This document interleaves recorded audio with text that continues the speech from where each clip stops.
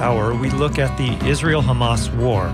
We hear firsthand accounts and speak with an NPR correspondent who has ties to WMNF. This interview is from November 7th, 1 month after the Hamas attacks and the bombardment of the Gaza Strip by Israel. We are not taking calls.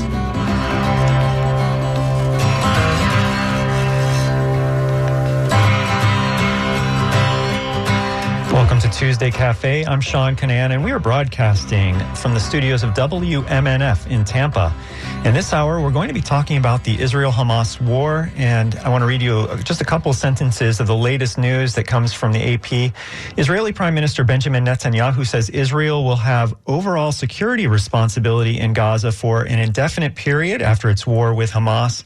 And he expressed openness to little pauses in the current fighting to facilitate the release of hostages. His comments in an ABC News interview that aired late yesterday offered the clearest indication yet that Israel plans to maintain control over the territory that's home to about 2.3 million Palestinians. Netanyahu ruled out any general ceasefire without the release of more than 240 captives that were seized by Hamas in its October 7th raid into Israel. The health ministry in Gaza says the Palestinian death toll has now exceeded 10,000 people. More than 1,400 people in Israel have been killed. So joining us now to talk about all this by Zoom is Aya Batrawy, and she's going to talk about what she and her team are seeing in Gaza and Israel. She's an NPR international correspondent, and she leads NPR's Gulf Bureau in Dubai. You also may remember Aya from her time as a volunteer reporter here at WMNF. So welcome to Tuesday Cafe, Aya. Thank you. It is so good to be back with you. I grew up in St. Pete, so I am a hometown girl, although I left a long time ago. But I grew up in St. Pete, so a lot of those schools, Northeast High and Largo High School, and I also lived in Northeast St. Pete and went to the University of South Florida, got my my Mass Comm degree and History's degrees from there. So good. And I have to say, like, WNF feels like home to me. It's like where I got my first shot at radio and where I kind of learned what it's like to work in a community radio station and how important local radio and local support for WMNF really is. So thank you so much for having me back. Well, I'm really glad you could join us, and congratulations on all you've done since you left the area. A very successful career with AP, now with NPR, and maybe we'll talk a little bit more about all that as we go out through the interview. Let's start about rewinding to about a month ago, and where were you on October 7th, and then what happened? Where did NPR send you right after October 7th? So October 7th was the day that Israelis say around 2,000 militants from the Gaza Strip infiltrated Israel. And you might remember, of course, the shocking images of them on motorboats or speedboats of some kind, parachutes, busting through the partition wall between Gaza and Israel. And those attacks killed 1,400 Israelis. According to Israeli officials, the militants took around 240 hostages, many of them women and children and elderly. So I was at home in Dubai, where my base is, when I started to see the news. And I have to say, it took around 3 or 4 days for the public to really understand or begin to understand what happened. If you'll recall, there were a few days where it was even unclear if Israel had been able to actually secure its territory again. It had been days where, like, the main police station and the city of Sderot was still under control by some of these militants. So, of course, as someone who's covered the Middle East for a very long time, it was clear, though, from just the beginning that this was huge and this was unprecedented, and that the response would be pummeling. And so immediately on October 8th, I was sent to Israel on one of the first flights from Dubai. There are direct flights from the UAE to Israel. And the regional reaction was swift from the other Middle Eastern countries. Immediately the reaction was, we've been warning something like this is going to happen. And there had been so many warnings in the lead up from Arab countries, including Israel's allies in the region, that were saying there has been so many escalations from members of his right-wing government in the West Bank and around the sensitive holy site of Al-Aqsa, which is the Temple Mount in Jerusalem to Jews. And so as much as it was a stunning surprise to many, it also did seem to some to be something that almost was inevitable, given just how sensitive and how escalatory everything had been in the lead up. And where were you stationed in Israel?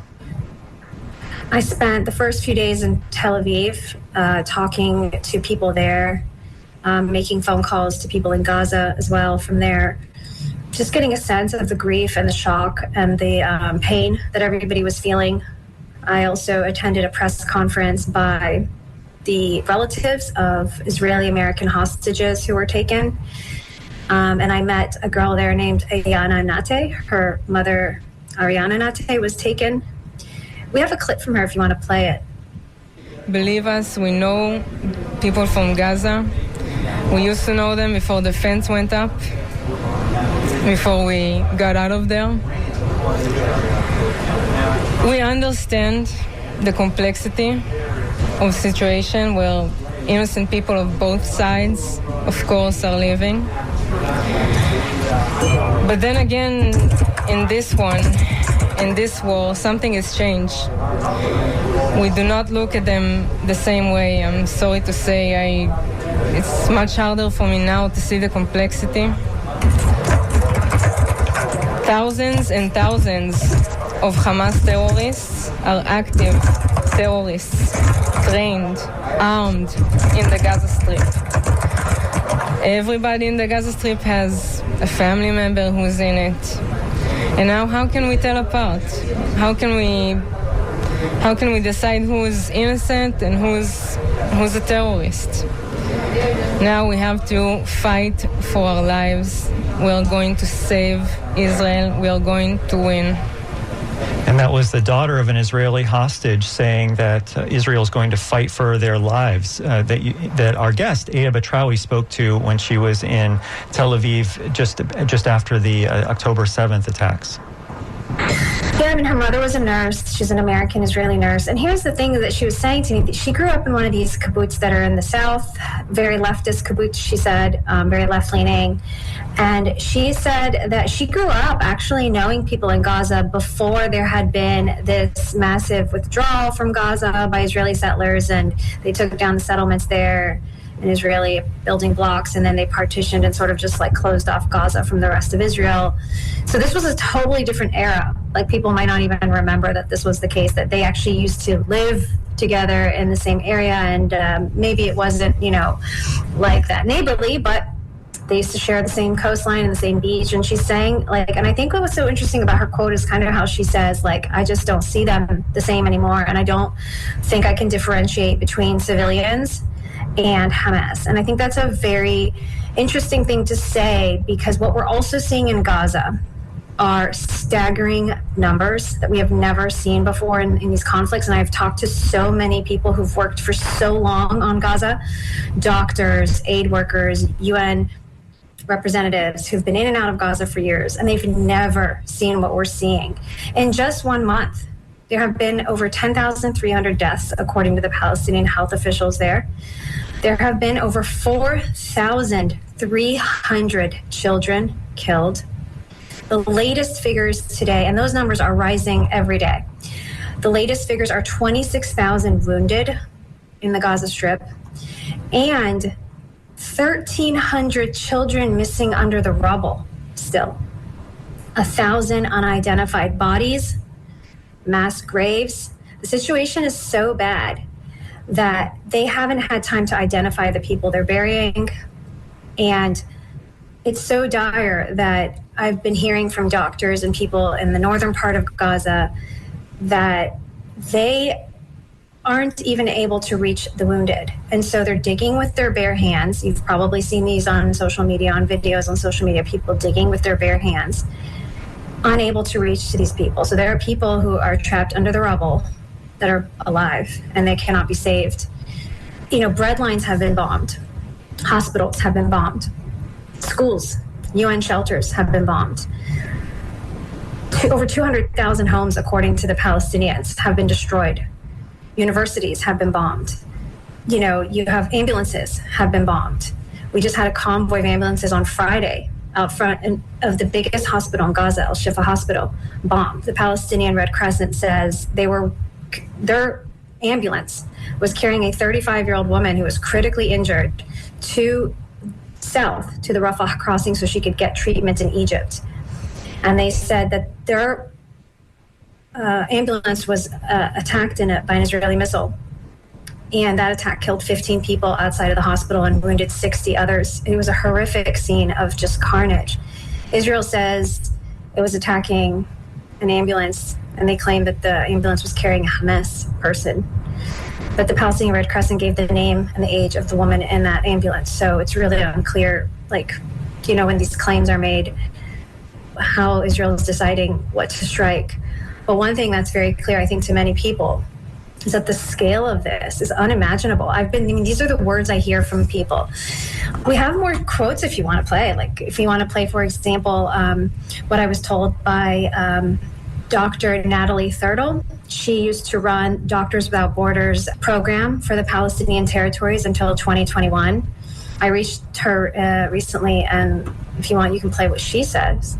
Yeah, and before we get to Doctors Without Borders, Dr. Natalie Thurtle, I want to remind people that our guest is Aya Batrawy. She's an NPR international correspondent. She leads NPR's Gulf Bureau in Dubai, and we're talking about the latest news from the fighting between Israel and Hamas. This is Tuesday Cafe. I'm Sean Canan, and we're broadcasting from the studios of WMNF in Tampa. So here's some minute-and-a-half soundbite of this Dr. Natalie Thurtle from MSF, which is Doctors Without Borders. Actually, in general, in the humanitarian context in which I've worked, the scale of this is shocking. And I think what we're witnessing through our staff who are still on the ground there is totally horrific. And the hospital system is, on the verge of collapse, if not already collapsed, from what we hear from colleagues who are still in Gaza. MSF still has, 300 staff in Gaza. And some of our staff we're not able to operate very safely at the moment. Some of our staff are choosing to remain working in the hospital systems that are somehow functioning, and we're supporting them as best we can.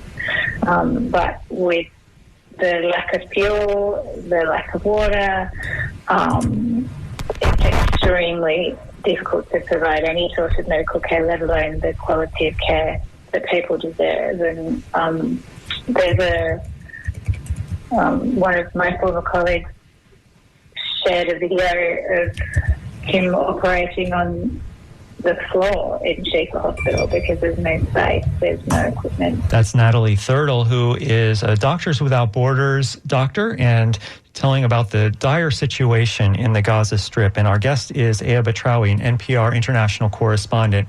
Aya, what can you add to what the doctor was telling us?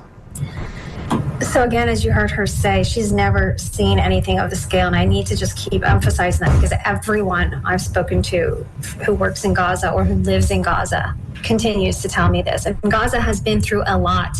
This is its fifth war or conflict since 2008. So if you're a 15-year-old child, this is your fifth war or something close to it in just your entire lifespan. The psychological trauma in addition to this cannot be described. And I struggle with words to try to explain and understand as well, like the trauma to children. I saw one video that I think really, really captures some of the trauma that children in Gaza are facing because they can hear the bombs. They can hear a constant sound of drones humming overhead, Israeli aerial surveillance drones and armed drones. They have been, over 1.5 million people or something like that. I think that's the latest figure, have been displaced from their homes. Like I said, 200,000 people's homes have been destroyed. So people are living, thousands of people in these small UN shelters, thousands at a time. There's no clean water for a lot of them. There's not enough food coming in. Israel had put Gaza basically under full siege with just a small trickle of aid trucks being able to come in through Egypt. And even then, most of those trucks, almost all of them, can only distribute to certain parts of Gaza in the south. They cannot reach hundreds of thousands of people still in the north. People simply cannot evacuate. They say there's no safe place to go. Even across the southern Gaza Strip, there have been bombs, there have been attacks, people have died. And so if you're a child, you've been disrupted your life. You're not in school anymore. You don't talk to your friends. You may very well have seen people die and be pulled out of the rubble. That's a very common thing for children to see in Gaza. It's a small territory of 2.3 million people, one of the most densely populated areas in the world. And then in addition to that, again, not your first war. So the sound of bombs is constant. You're living in a refugee camp, or you might be living in a school displaced, sharing bathrooms. You may have lost a parent. The latest figure that I saw of the number of families that have lost people is staggering. Basically, the trauma to the children is insane. And so back to this video that I saw, one of the videos was of a girl. She had, just soot all over her. I don't know if she'd been pulled from the rubble or she'd clearly come out of a bombing. And as an adult, a male was carrying her, running with her physically to the hospital, she still had her fingers in her ears from the sound of the bomb. Like, she still thought that the bomb was ringing. So I spoke with the UN Children Fund, UNICEF, their spokesperson. His name is Toby Fricker. And I'd like also, if you could play this soundbite that he talks about, where he talks about the psychological trauma on children in Gaza. Our guest is Aya Batrawy, and here is her interview with the UNICEF spokesperson. And I've heard of children, a young girl who's resorted to self-harm, scratching at her thighs until they bleed, ripping her hair because of that everyday fear of what is happening. And it's just so intense that it obviously has a massive immediate and will have a longer term impact on the mental well-being of every child, and that includes children, across the Gaza Strip, children, in Israel as well, who've been exposed to violence and the current situation. That's Toby Fricker, the UNICEF spokesperson, talking about trauma to children in the war in the Gaza Strip. And, Aya, before we go too far, you mentioned just a moment ago that there's 2.3 million people living in the Gaza Strip, and it's one of the most densely populated places on Earth. To give a scale, the length of the Gaza Strip is about 25 miles long, and it's about 4 to 7 miles wide. And just for comparison, Pinellas County is 38 miles long. So you could fit the Gaza Strip easily within Pinellas County. And the population of Pinellas, which is the most densely populated county in Florida, is less than 1 million people. So there's 2.3 million people in the Gaza Strip, just to give people an idea of how densely populated it is. There are big cities there. There are refugee camps that have turned into permanent camps, essentially, because there's really no place for these people to go. There's a small crossing into Egypt that's mostly closed. What else can you tell us just about the geography and what else we might need to know about that area of the world? I mean, a lot of the people that live there are refugees. So these are people who had been displaced either forcibly or, felt like they had to leave when Israel was created in 1948. So a lot of them are not native necessarily to this particular part of the world, and so they don't identify as necessarily coming from this part of the world, and they're cut off from the rest of the world. So the territory has been under a blockade by Israel, and Egypt has supported that blockade from its one crossing with Gaza because it does not want to essentially have to absorb 2.3 million refugees. And I can explain that in a second as well, as there's been some pressure on Egypt to do that now. But this has mainly been an Israeli blockade. And so, these people say that they are on a calorie-strict diet, like only a certain amount of trucks can go in every day before the war to provide food. There was already a lot of specialized healthcare is absolutely not available there. So people would wait on these long kind of lists to get approval from Israel to maybe get some specialized cancer treatment or whatever they needed in Israel. And a lot of children would die waiting on those lists. That's been widely reported by the Associated Press and others over the years. And so a siege on Gaza means if you get a scholarship to go to a really great university abroad, or you have a friend that abroad who's getting married, or you just want to go to the West Bank and see some relatives on the Palestinian West Bank side in those cities, or you've got relatives in Jordan as refugees or whatever, you can't leave the Gaza Strip. And it's very difficult as well for them to imagine anything other than their life there. And so for children, again, you've never seen the outside world. this is all you've known. And I think over 1 million people in Gaza are children. That's the numbers I keep seeing as well. So half of this population is children, which is why out of 10,000 deaths, 4,300 of them, so over 40%, are children. And according to the Ministry of Health in Gaza, listen to this number. As of October 27th, so that's several days ago, 192 Palestinian families had lost 10 or more of their relatives. 136 Palestinian families has lost 6 to 9 family members. So these are staggering. So you're talking about entire families that have been wiped off the registry. They don't exist anymore. I've also heard of a lot of children showing up at hospitals, young children. Nobody knows who they are. No one knows who their relatives are. They don't have adults with them because their families have been killed or under the rubble. And these children are traumatized. And they they're like 3 years old and 2 years old and babies. They don't even know their full names. They don't know, their parents' names. They don't know their addresses. They can't talk.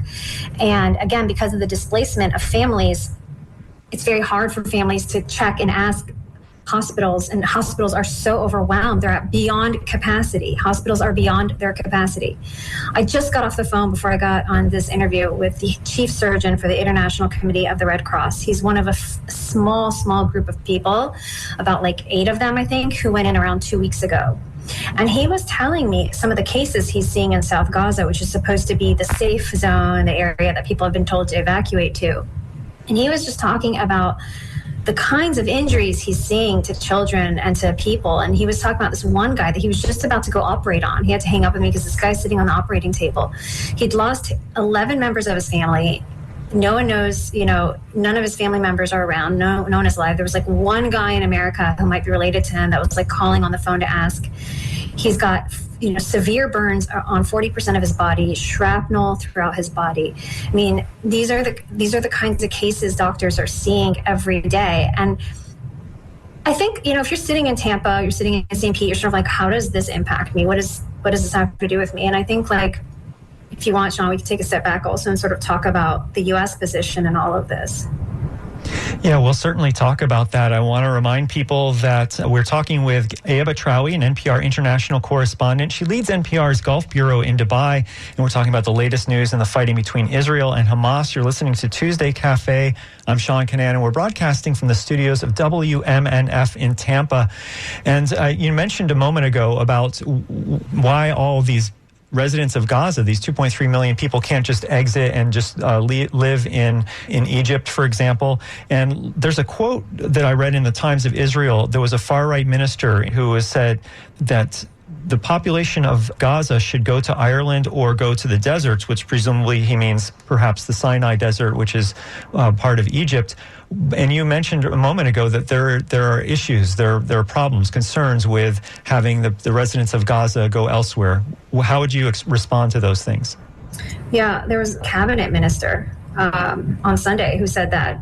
Amihai Eliyahu is his name. I mean, no, because a lot of people have said that as well. So it may have been more than one person. And he also said that dropping a nuclear bomb on Gaza is an option. He also described all of the people in Gaza as monsters and said there are no uninvolved civilians. That is not necessarily the view of every Israeli. I spent time in Israel, and there's a wide range of views. And there are views that are more thoughtful and more, careful in their considerations. There are views that bombing all of Gaza is not going to solve this. There are, people whose children have been taken hostage who don't want to see other children being killed in Gaza as a result. But I think his views definitely cannot be dismissed as some lone opinion. He's a member of cabinet, and he does represent some of the very hardline views in Israel. Yeah, so that is a view. So what we understand is that there has been pressure on Egypt building to accept Palestinians from the Gaza Strip. And the Egyptian president himself actually came out and said that there is basically a plan to do this, and that the siege on Gaza to essentially starve people, keep them from being able to access clean water to drink or to shower with. People are unable to find flour to bake bread. There's no electricity. There's no fuel coming in. Generators at hospitals are shutting down. All of this is meant to push people into Egypt, the Sinai Peninsula, which borders Gaza. But he said that this would be a really bad idea because, first of all, Palestinians don't want to leave their homes under this kind of threat. They want to stay and live in peace in their homes. Number two, Egypt doesn't believe that they'll be allowed back. We've seen time and time again over generations, Palestinians leaving, being displaced, and never being allowed to return. So there's real threats that this would be a permanent displacement. Egypt has a huge economic crisis and an overpopulation problem. The president continues to talk about that over and over again. I don't know that it can absorb 2.3 million people. But also he said that, Palestinians' resistance to Israel will continue if they were to move to Egypt. And that would draw Israel and them into conflict and draw Egypt into a conflict with Israel, which Egypt doesn't want to do. Egypt has a peace treaty with Israel. It was the first Arab country to do that. So there are real concerns that this is regional and that this is impacting a lot of countries and a lot of people around the region. Our guest is Aya Batrawy, NPR international correspondent. She leads NPR's Gulf Bureau in Dubai, and we're talking about Israel-Hamas war. And this is Tuesday Cafe. I'm Sean Canan. We're broadcasting from the studios of WMNF in Tampa. And we'll get, I'm sure, later in the program, we'll talk about how the U.S. is involved and what the U.S.'s role is in this. But let's take a call right now. This hour, we look at the Israel-Hamas war. We hear firsthand accounts and speak with an NPR correspondent who has ties to WMNF. This interview is from November 7th, 1 month after the Hamas attacks and the bombardment of the Gaza Strip by Israel. We are not taking calls. And we have a call here from Simon. Let's see what Simon has to say. Hi, Simon. Hi, good morning. Thank you very much for taking my call. I hope that the International Red Cross can make a visit to the hostages and can tell the world they're safe. You've written about the Muslim Brotherhood a great deal, and I think of Sai Qutb. What comes to mind is the Hama massacre, and a lot of refugees went to where you live in the Emirates. I don't think you want Israel to fight wars the way Arab and Muslim countries fight wars. All right, let's see what Aya has to say about that. What can you tell us? Most of us are not, don't have all that information on the tip of our tongues like Simon does. So fill in what was he talking about and respond to him if you don't mind, Aya. Sure.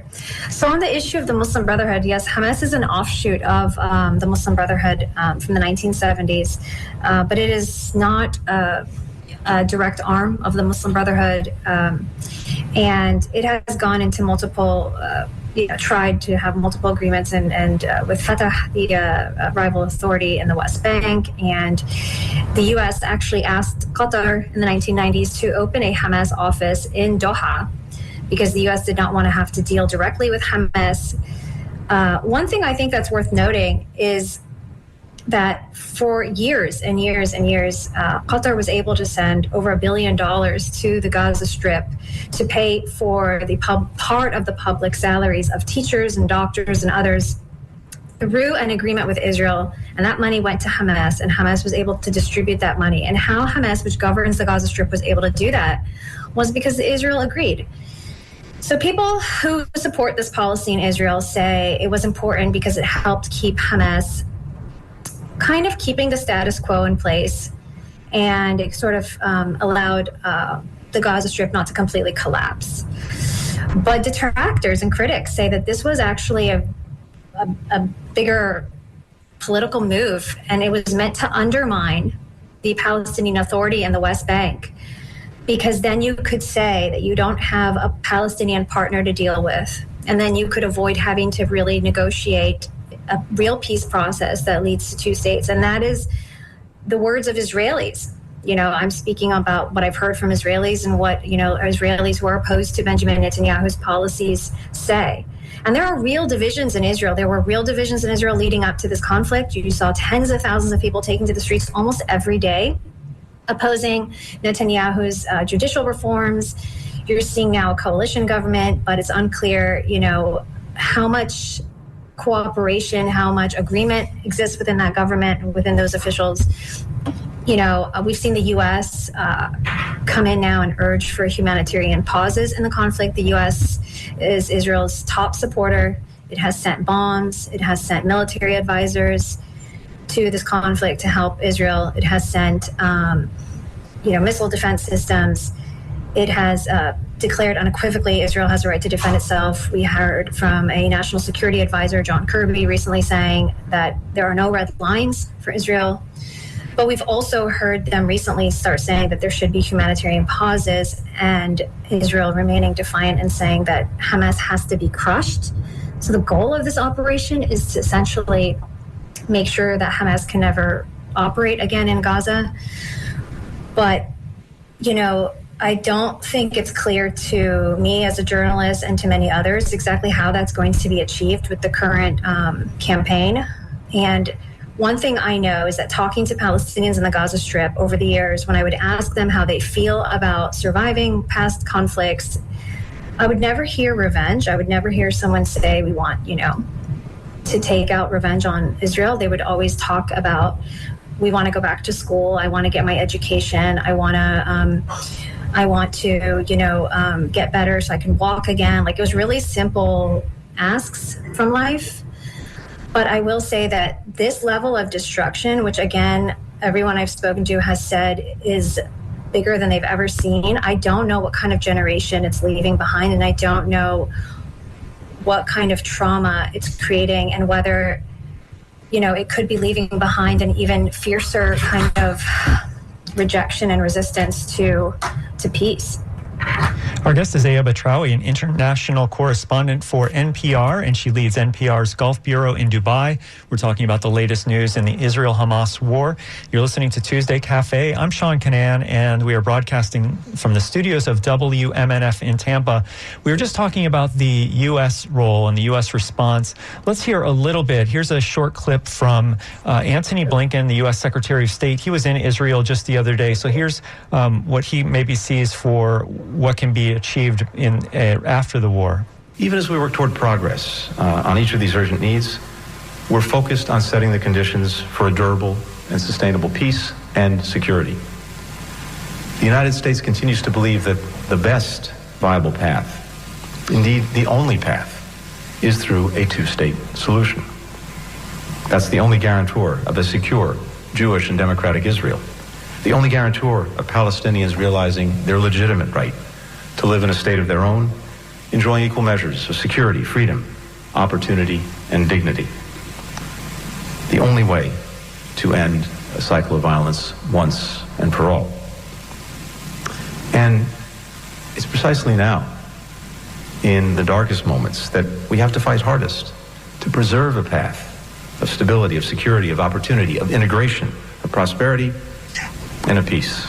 Well, that's Antony Blinken, the Secretary of State from the U.S., speaking in Israel the other day about a durable peace that would happen after this conflict is over, about how there would be two states, a Jewish and democratic state and a Palestinian state. So, Aya, your thoughts on hearing the Secretary of State speaking there?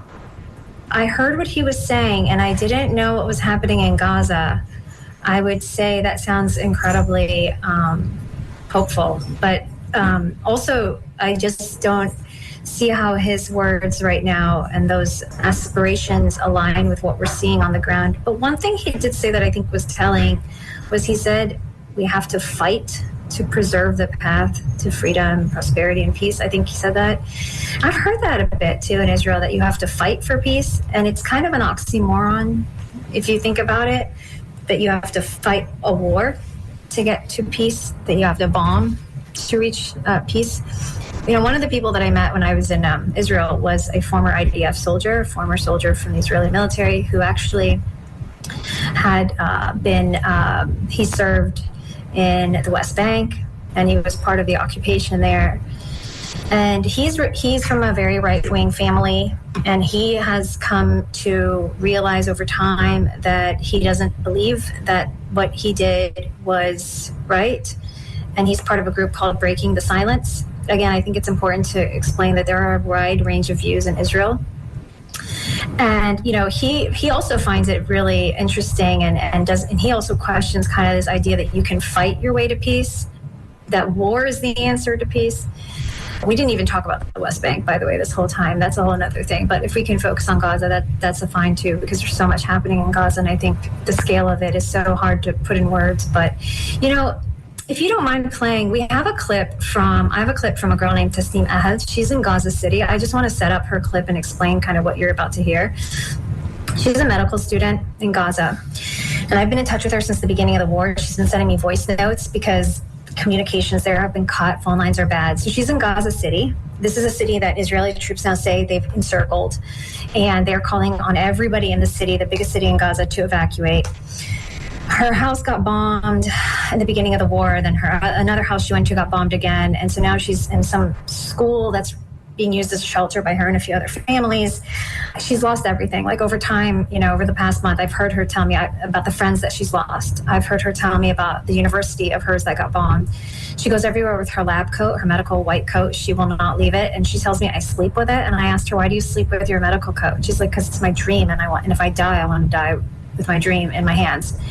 So her university was bombed. It was very painful for her, her school. And she said to me, I feel like they've erased our existence here. Like everything that was something that proved that she was there is gone, including even friends that knew her. And she can't leave Gaza City. She's like, we don't know. I mean, Israel has given evacuation notices to people, dropped leaflets, sent text messages. Again, a lot of people can't charge their phones. They're not getting, reception.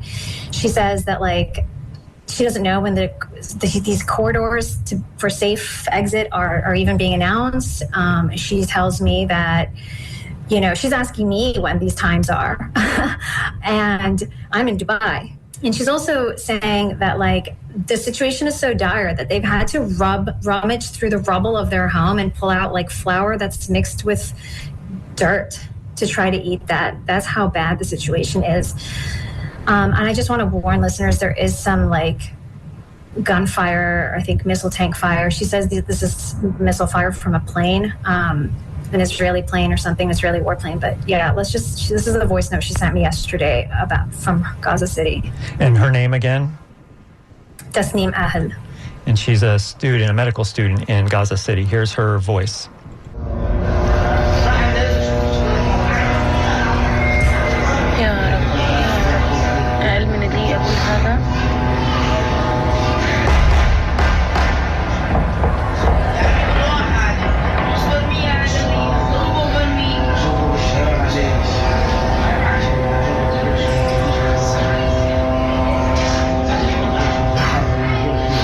Throughout this clip, you can hear the bombs and the... Less than 2 minutes, all of these missiles were bombed. Closer to us, closer and closer. It comes. Death is come closer and closer. Every single minute, every single second here in Gaza under attack. 7:30 p.m. The network were cut off and the internet were cut off 5 November. I can't describe this. I don't want to talk anymore. That was a voice message that our guest was left by this medical student in Gaza City, and you're listening to WMNF Tampa. So Aya, tell us more about that voice message that you got from Tasneem Ahad. Her voice notes have gotten more and more desperate with time. She really wants her voice to be heard. So she's determined to send me voice messages when she can. She's determined to let her voice be heard. So talking to me is really important to her because she believes her life matters and she wants people to know what she's going through. And, she can't really upload videos to Instagram or communicate or even call me, but sometimes her voice notes go through. And that's the kind of stuff she's sending me. And that's what she sent me yesterday. And, for her, if she did leave Gaza City at this point, she, first of all, her and her family would have to walk by foot for miles before they got anywhere safe. And even then, there's no guarantee of safety where they're going in the south. They may have nowhere to go. Again, they're going to end up part of a group of more than 700,000 people that are at UN-run schools in the south. And just to say, the UN also says that there are about 117,000 people in the north of Gaza and northern parts of Gaza where Israel has ordered evacuations that are in UN-run schools there that don't have any services to help because the UN can't reach them. And there are 13 hospitals in Gaza City and the northern part of the Gaza that they've all been asked to evacuate. And again, I mean, they cannot. They simply cannot. The doctors there are saying, first of all, we still continue to receive a stream of wounded people every day. Second of all, we have people on life support. We have people who are badly injured. We can't just transport these people. There's no way. I mean, their ambulances are being hit. There's not enough fuel. These people, moving them could kill them. There are tens of thousands of people sheltering these hospitals. It's very, very complex. Very complex. Our guest is Aya Batrawy, an international correspondent for NPR, and she leads NPR's Gulf Bureau in Dubai. And we're talking about the latest news in the fighting between Israel and Hamas. This is Tuesday Cafe. I'm Sean Canan. We're broadcasting from the studios of WMNF Tampa. We've been talking so much about all the horrors that are going on in Israel and in Gaza Strip. And I want to maybe look at a little bit at the politics here in Florida related to all of this. And we might have time at near to the end of the show to go back and talk a little bit more about what's happening right now in Gaza. But let's change gears a little bit and talk about Florida. For example, the future of a University of South Florida student organization remains uncertain. The group is called Students for Justice in Palestine, and it's come into the national spotlight in recent days. The state sent a letter to public universities ordering them to disband chapters on their campuses. So we're going to hear a short clip here from Cesar Esmeraldi. He's the USF student body president. We are in communication with administration. Also, I know they're in communication with the chancellor and their administration as well to fully understand what the letter means and what the implications could be. Chancellor Ray Rodriguez sent the letter to university presidents at the direction of Governor Ron DeSantis. The letter does not give schools a deadline to act, but it does say that if they do not follow the order to disband Students for Justice in Palestine, that school officials could face penalties, including suspension. USF officials have not yet said what steps that they're taking in regards to this group. So I want to ask our guest, Aya Batrawy, who also was a student at USF, what are your thoughts about an international conflict like this spilling over to student groups at state universities here in Florida? I grew up in Florida, and I was a lot of the times the only person like me in the school or the classroom. I remember when I first moved to St. Pete, there were no mosques in St. Pete. This is in the 80s, early 80s. So my dad and his generation of first generation kind of immigrants, doctors and engineers and whatnot, moving to Florida, and Florida needed dentists, which my father is, so they gladly accepted, him and his skills in Florida. And there were no mosques. And so, I know kind of what it's like, at least in that era, to, maybe have a different perspective than others on certain conflicts that are really, really far away, or to have a different understanding of those conflicts. And I remember also being at University of South Florida in the aftermath of 9/11. And that was a really, really difficult time to be a Muslim American, because on the one hand, you're grieving with Americans, and you're shocked and you're horrified, and you're sick to your stomach with 9/11 and what happened. And you're so angry that people did this in the name of Islam. And, you're just horrified. At the same time, you're forced to apologize for something that you would never, ever condone or consider. You're forced to be the representative of a billion people, and you're forced to also, you face a lot of scrutiny. And I don't always look like where I'm from. No one can really tell where I'm from when they first look at me or my background. So people would speak freely in front of me, and I would hear sort of how people really felt. And it was really hard. It was really, really hard. And I do feel like a lot of students now are going through that again. There's a huge spike, unfortunately, in both anti-Semitism, acts against Jewish people and also acts against Muslims. And it's really sad to see universities caught up in this, because I do believe in free speech. I think we all do. And I think we all believe in, the ability, especially as a student, to be able to ask tough questions and engage in like really rigorous critical thinking. But Florida's always sort of been, I think, like a place where, boundaries are tested and where views are really sharp, And I feel for all the students that are struggling to belong. I feel for all the students that feel like they're being targeted because of their faith, wherever they're from. I hope that, Florida is a welcoming and friendly place for you, and more than it was when I was growing up. Well, on that same note of Florida, there's a special session that started yesterday of the Florida legislature, and it was called, really, there's several things they're going to take up, but a lot of why it was called had to do with increasing state sanctions on Iran for Iran's alleged support of Hamas and so forth. So let's hear this short story from a reporter up in Tallahassee about yesterday's first day of this Florida special session and how it has to do with this conflict that we're talking about this hour. Florida lawmakers kicked off this special session yesterday. Regan McCarthy reports they'll take up several measures that are aimed at signaling the state's support for Israel. In her opening remarks, State Senate President Kathleen Passidomo said Governor Ron DeSantis is committed to supporting Israel.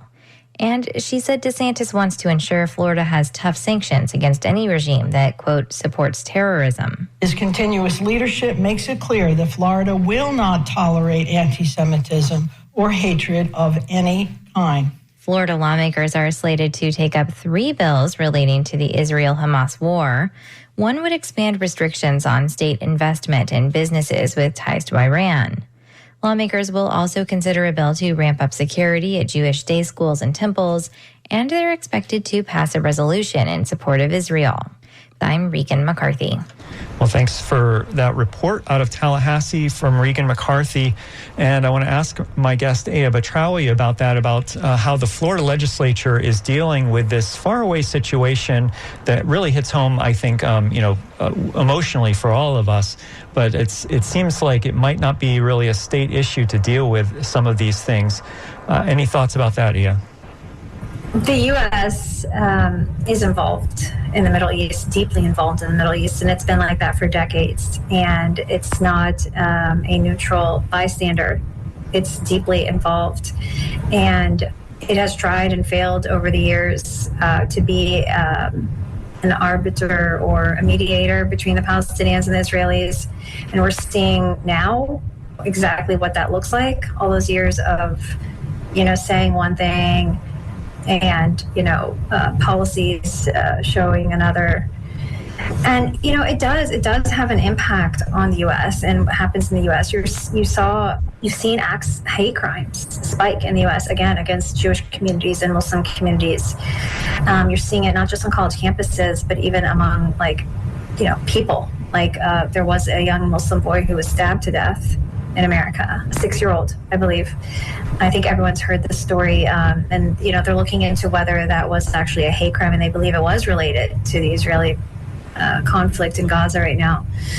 So this isn't the world just isn't isolated. We're all connected nowadays. Something that happened, we saw that with COVID-19, just how quickly the world is connected and impacted by something that happened in China, and we all got impacted by it. And so this is a hard one to look at. This is a very difficult story to look at. But, I encourage people to keep doing their research, turning to mainstream news organizations and their community radio stations like this, to keep listening, to keep hearing, to keep staying informed. Because the bare minimum, you should have the facts.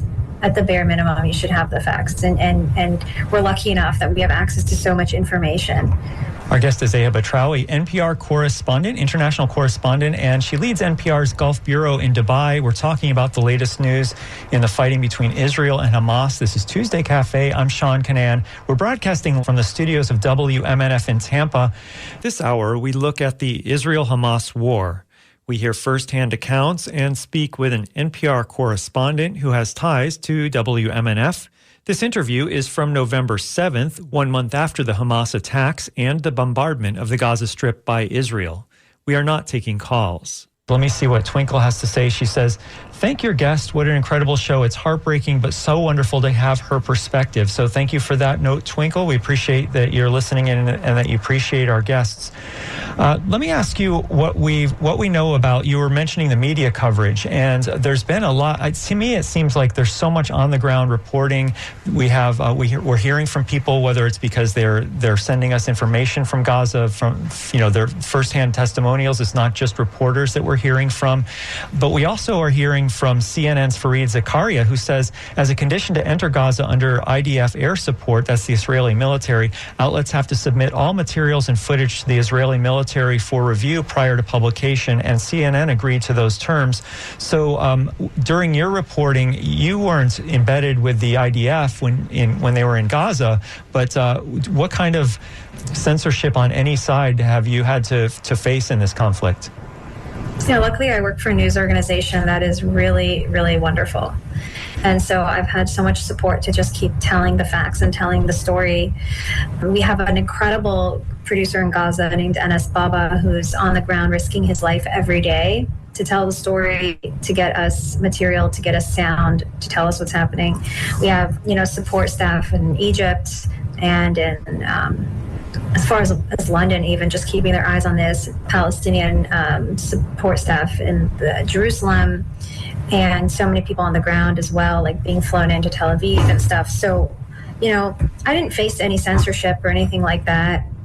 But you do get caught up, I think, as a journalist, in how to tell this story, because again, like the scale almost exceeds the language that we have.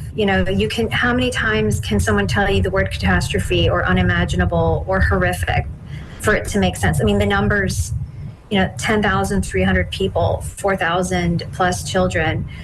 Each one of those people is a life. Each one of those people was loved, knew somebody, was somebody's mother, was somebody's child, was somebody's father, was somebody's brother, was somebody's, somebody's life. And then same on the Israeli side, 1,400 people killed in those attacks. And then you also have, 240 people taken hostage. And, I'm grateful for a lot of the coverage that's gone into covering the lives of those hostages. A colleague of mine did a story looking at some of them, and they're heartbreaking. Like one of them is a kid with autism, another person was, a young girl. Some of them, I think one is a Holocaust survivor, a grandmother. And so it's just it's difficult, it's a painful story for a lot of people. It's painful for us as journalists to have to look at this and cover it every day. I'm not going to sugarcoat that. It's a really, really difficult story. And I think words we try to find the words every day. We try to tell the stories and raise the voices of people. But, it's a really tricky one. On that note, I want to thank you very much for coming on WMNF today. Aya Batrawy, thanks for being generous and giving an hour of your time to let your audience back home, let them know what's happening out there in the world. So thank you, Aya Batrawy, NPR correspondent. Thanks, Sean. Thank you so much for your show and for WMNF. And I'm so grateful for all the listener support that goes into the station. It's so important to the community out there. So thank you all for your support to the station. And thank you, Sean, for your support and your commitment to your audience. Well, thanks, Aya. Aya is an NPR international correspondent.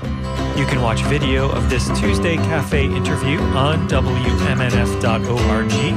Wavemakers is next after NPR News.